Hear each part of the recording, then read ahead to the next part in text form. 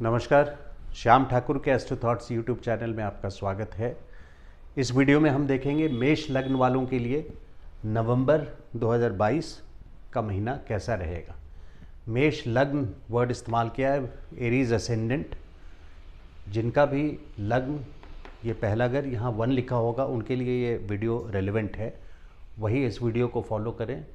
जिनका मेष राशि है वो इस वीडियो को काइंडली ना देखें, बिकॉज उनके लिए ये बहुत कम एप्लीकेबल होगा और मिसगाइडेंस की ओर बात चली जाएगी। सो आई डोंट वांट, मैं ये चाहता हूँ कि मेष लग्न की कॉन्सेप्ट आपको क्लियर हो बिल्कुल पूरी तरह से, कि मेष लग्न जिनका 1 लिखा होगा यहाँ पे कुंडली में वो इस वीडियो को देखें।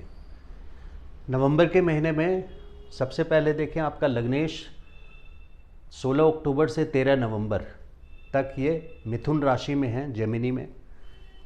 बिकॉज़ ये ब्रदर सिस्टर्स सिबलिंग्स का घर है, उनसे आपके रिलेशंस अच्छे होंगे, उनसे मिलना जुलना होगा। प्लस मंगल शॉर्ट जर्नीज, छोटे ट्रैवल और भाग्योदय स्थान या धर्म स्थान को देख रहे हैं 7वीं दृष्टि से, इसलिए धार्मिक स्थल की यात्रा ये होने की पूरी संभावना है 16 अक्टूबर से 13 नवंबर तक। 13 नवंबर के बाद से काफ़ी लंबे टाइम तक ये फिर वृषभ राशि में यानी आपके दूसरे भाव में चले जाएंगे 13 नवंबर से 13 मार्च तक। और 30 अक्टूबर से मंगल वक्री भी हैं, तो इसका क्या असर रहेगा वो मैं बताता हूँ आपको। 13 नवंबर से 13 मार्च तक जब ये वृषभ राशि में जाएंगे तो फिर से आपके फाइनेंस के पोर्टफोलियो में कुछ चेंजेस लाएंगे, कुछ अच्छी अपॉर्चुनिटीज़ फाइनेंशियल फ्रंट पे लाएंगे।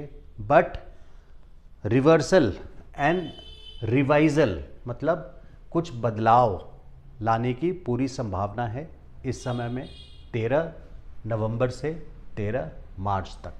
खास करके जब वक्री रहेंगे, जो कि 30 अक्टूबर से वक्री हैं, तो अगले साल जनवरी 12 तक ये वक्री रहेंगे वृषभ में।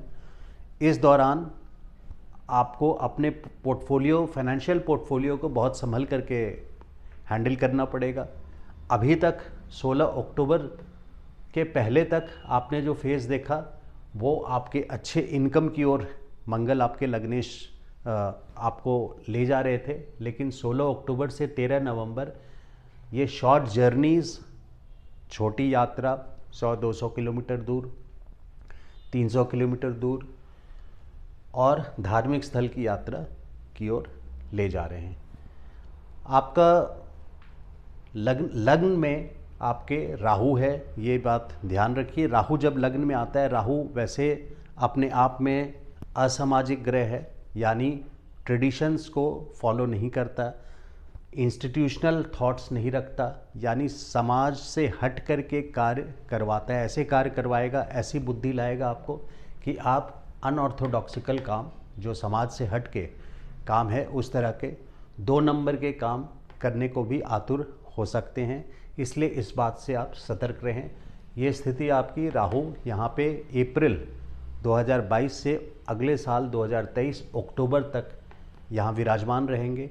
और केतु आपके जाय स्थान या house of husband and wife, आपके हस्बैंड या वाइफ के घर में केतु हैं।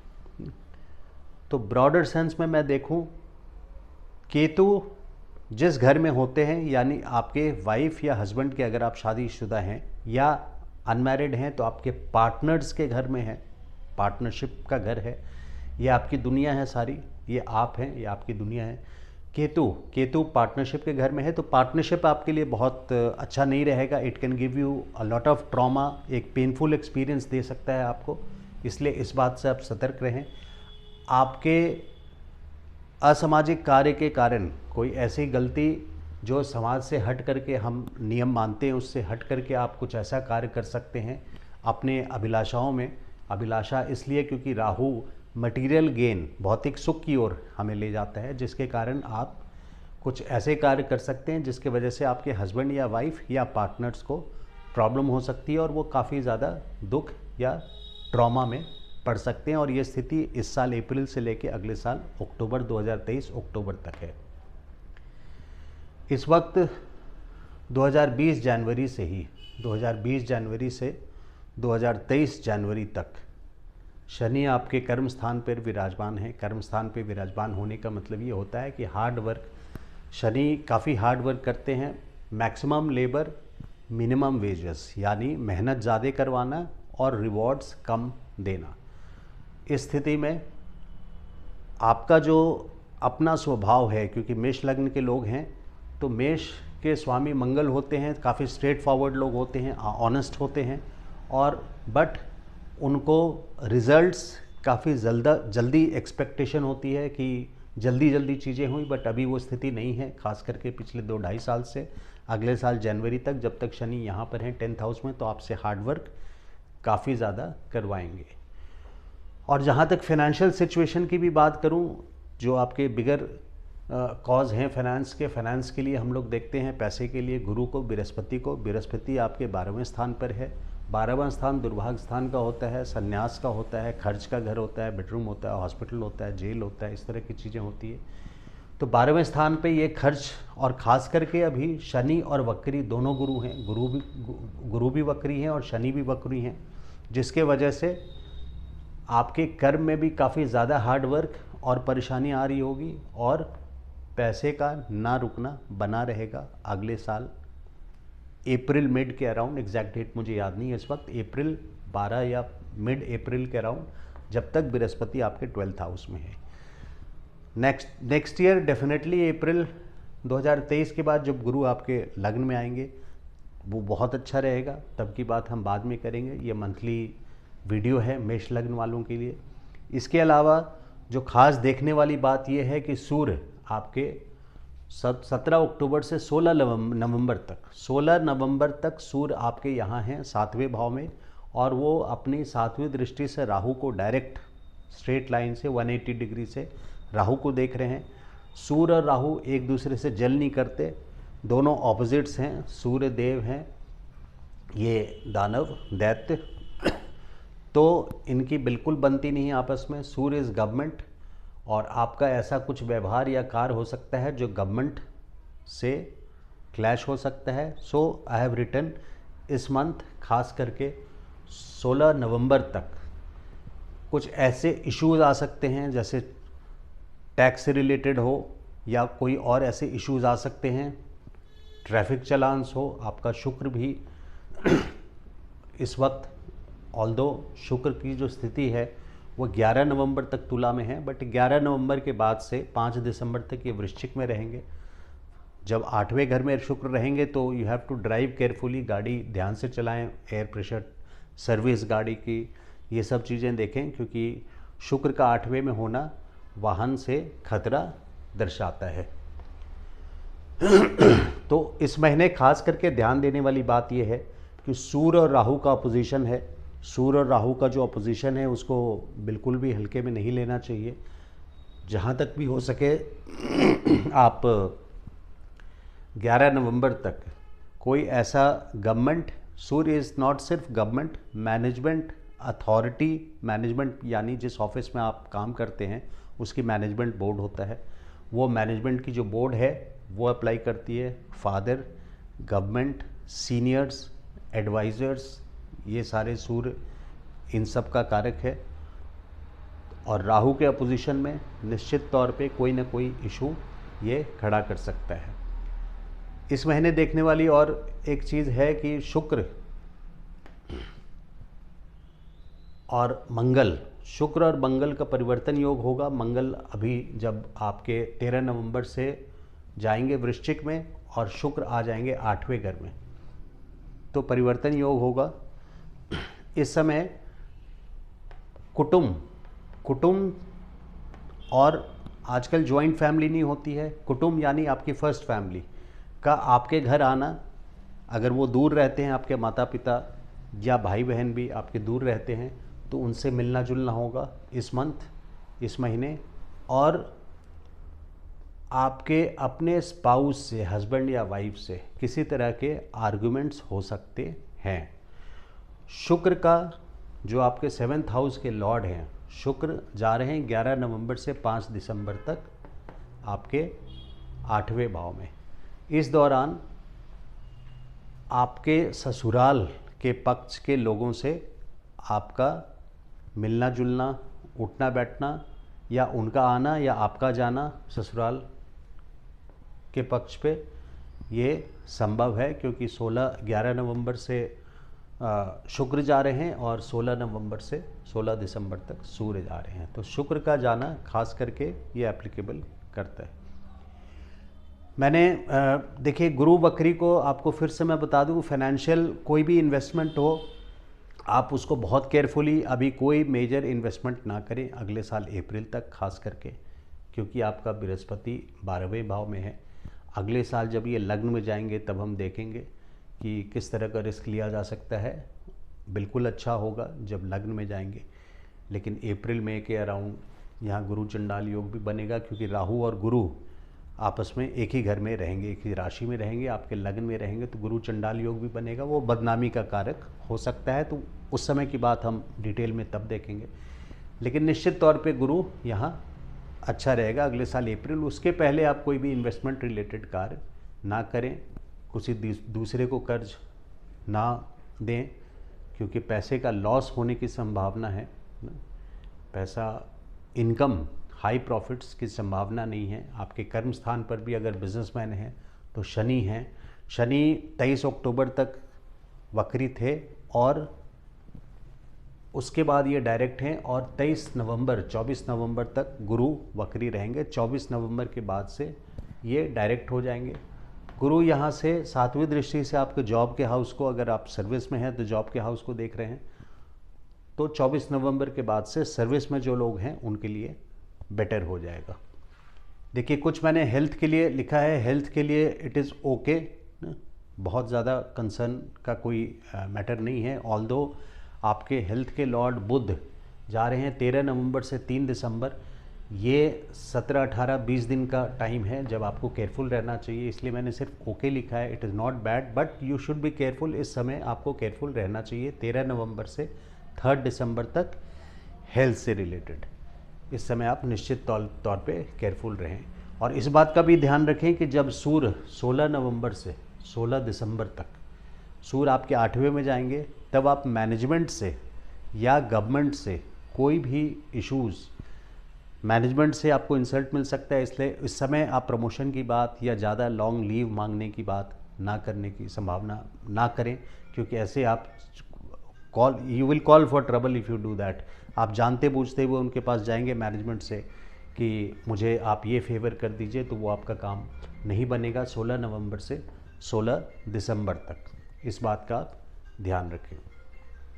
So job, health will be okay, job will be okay more after 24 नवंबर। गुरु जब डायरेक्ट हो जाएंगे तो हेल्थ आपका, आपके 6ठे भाव को डायरेक्ट दृष्टि से देखेंगे तो health will also be and job will also be better. Student temporary okay 16 नवंबर तक, और 16 नवंबर से 16 दिसंबर तक, बिकॉज आपका 16 नवंबर से 16 दिसंबर तक सूर्य आपके 8वें में रहेंगे, जो कि आपके स्टूडेंट के भाव के लिए, बुद्धि भाव के लिए 8वें घर में रहेगा, तो ये मारक स्थान होता है।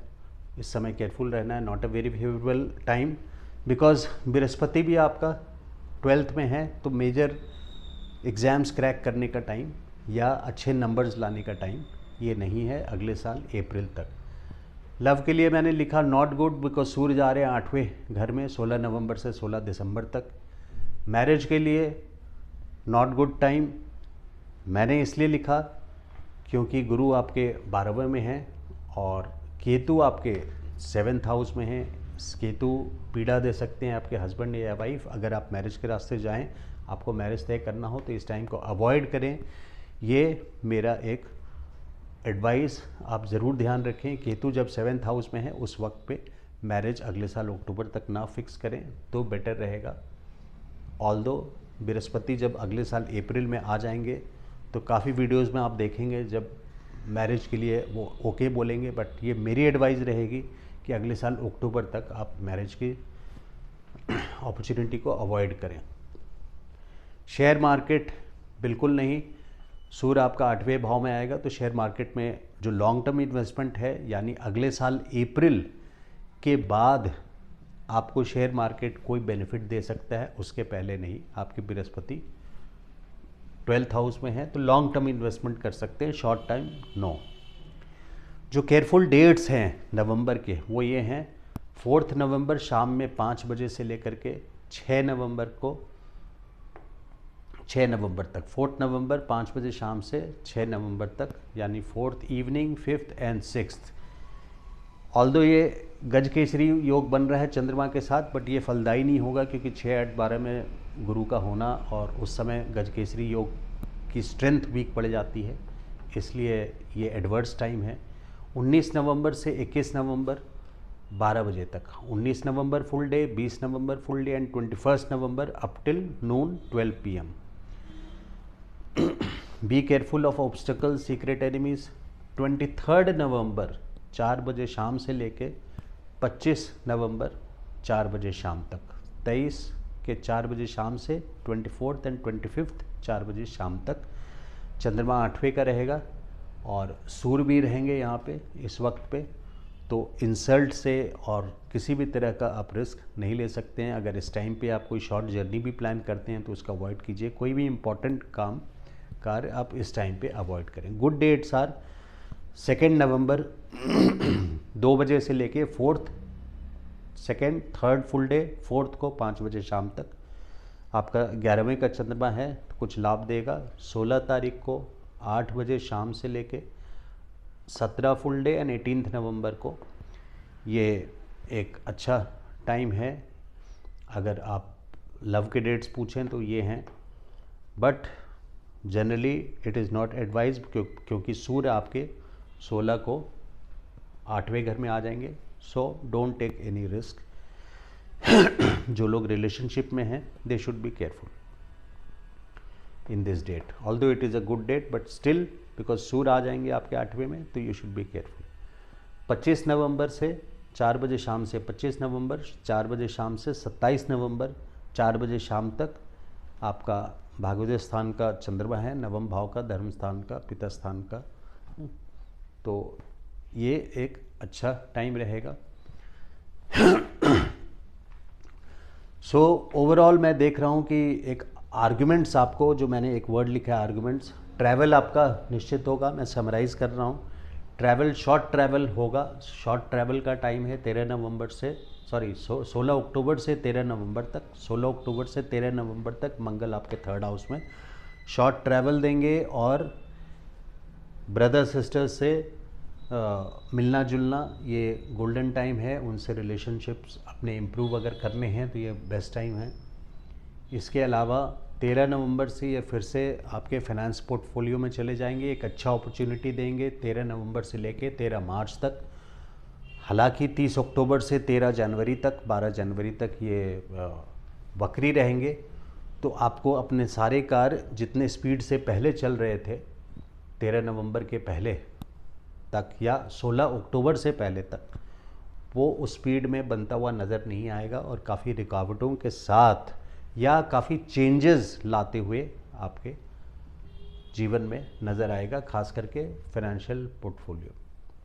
सो ये रहा आपका मंथ का प्रेडिक्शन। अगर ये वीडियो आपको अच्छा लगा हो तो काइंडली लाइक एंड सब्सक्राइब, और निजी परामर्श अगर आपको लेना हो तो इस नंबर पे आप कॉल कर सकते हैं, शुल्क लागू रहेंगे। धन्यवाद, थैंक यू सो मच।